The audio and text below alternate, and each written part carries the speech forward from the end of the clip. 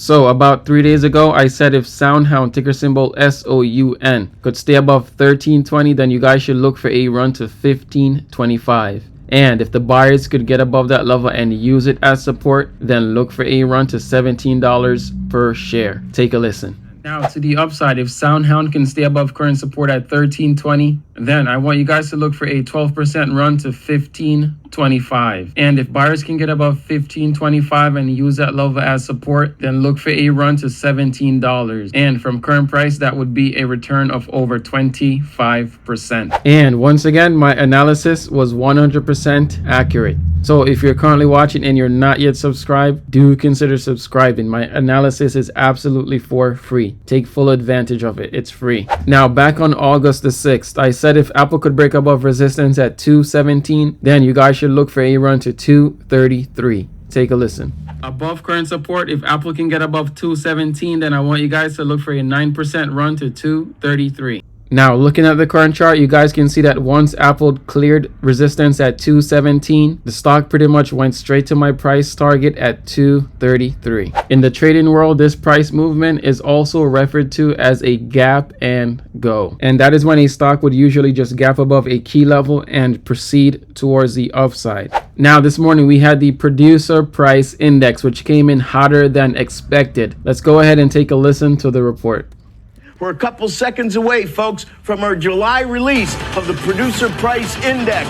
Headline number is whoppingly big. Oh, my goodness. Up 0.9%. Up 0.9. And if you strip out food and energy, guess what? It's still up 0.9. Boy, that equals June of 22. You're to March of 22 on the headline to find a bigger number. On the core number, that would comp to March of 22, since we've had a number of that magnitude when it was 1.2%. These are kind of COVID distorted numbers. Now, let's look at ex-food, energy, and trade. Triple the expectations. All three of those were expected to be up 0.2. This is up 0.6. 0.6 would be the highest level since March of 22 when it was 0.9. Now, let's go year over year. These are warm too. 3.7, excuse me, I'm getting ahead of myself. Final demand year over year is 3.3. We're expecting 2.5. Now 3.3, that would be the highest since February. The high water mark was January this year at 3.8. Now 2.8 is ex food, energy, and trade.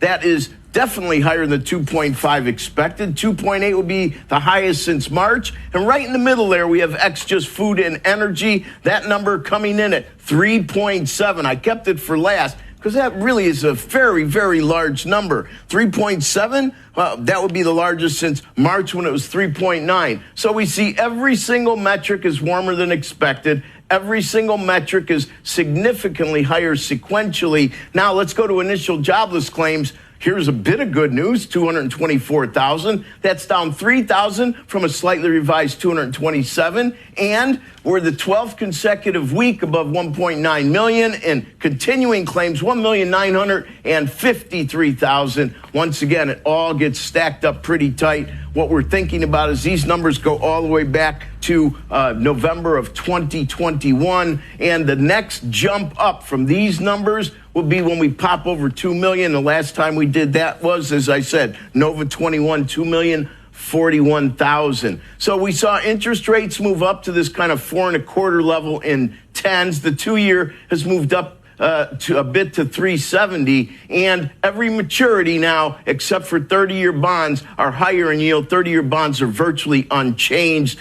Next week on Wednesday, we get a 20-year, but you know, on the supply side, it's a bit in the rearview mirror. We didn't have terrific auctions, and I'm going to throw it back to you guys. I'm a little surprised the markets haven't moved more on it, but the knee-jerk is usually against expectations. The residual trade down the road here today will be about how this factors into the bigger picture. Now, going into the rest of the video, I have some important levels for you guys to watch on NVIDIA, ticker symbol NVDA, Palantir, ticker symbol PLTR, and Amazon, ticker symbol AMZN. Let's begin with NVIDIA, ticker symbol NVDA. So currently the stock is running into resistance at 183. If buyers cannot push the price above this level, then look for a 4% pullback to 174. If that level breaks, then look for a further pullback to 169. And from current price, we're looking at a decline of over 6%. 7%. Now, to the upside, if NVIDIA can get above 183, then I want you guys to look for a quick run to 186. And if the buyers can break above 186 and use that level as support, then I want you guys to look for a run to 195. And from current price, we're looking at a return of over 7%.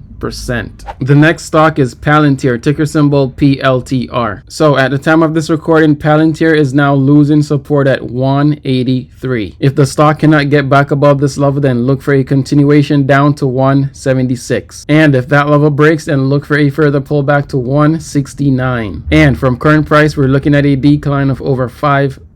Based on the technicals, Palantir stock is currently overvalued. With that said, my price target to the downside is going to be at 131. And from current price, we're looking at a decline of over 27%. Next, we have Amazon, ticker symbol AMZN. So currently, Amazon is running into resistance at 232. If buyers fail to get above this level, then look for a 3% pullback to 223. And if they fail to defend this level, look for a further pullback to 217. From current price, we're looking at a decline of over 6%. Overall, my price target for Amazon to the downside is going to be at $200 per share. Now, bringing your attention back to the upside, if Amazon can get above 232 and use this level as support, then I want you guys to look for a 4% run to 242. And if buyers can get above 242 and use that level as support, then look for a 10% run to my price target at 257. Alright guys, if you'd like more accurate price predictions, then consider subscribing to the channel. Also, if you liked today's video, leave a like, leave a comment, and as always, thanks for watching, and I'll see you guys in the next one.